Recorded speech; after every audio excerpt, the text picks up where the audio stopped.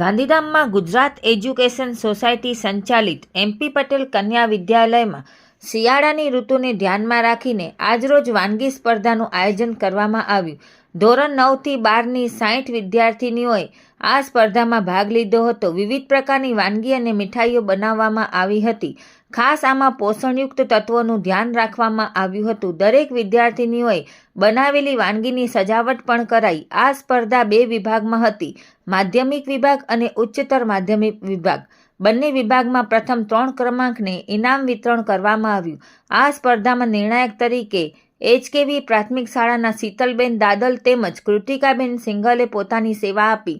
આ સમગ્ર સ્પર્ધાનું આયોજન કરવામાં સાંસ્કૃતિક સમિતિના કમળાબેન ગાવિત, અલકાબેન પ્રજાપતિ, ભારતીબેન મહેશ્વરી અને સોનલબેન પરમારે સારી જહેમત ઉઠાવી હતી. સ્પર્ધામાં વિજેતા થનાર ટીમને શાળાના આચાર્ય કૈલાસબેન ડી ચિત્રોડાના હસ્તે ઇનામ વિતરણ કરવામાં આવ્યું. આ સ્પર્ધાના અંતે શાળાની વિદ્યાર્થીનીઓએ મેદાનમાં ગરબા રમી વિજય ઉત્સવ મનાવ્યો હતો. સમગ્ર કાર્યક્રમ દરમિયાન વ્યવસ્થા સમિતિ, સેવકભાઈઓ તેમજ તમામ શિક્ષકગણ દ્વારા સંપૂર્ણ સહયોગ પ્રાપ્ત થયો હતો.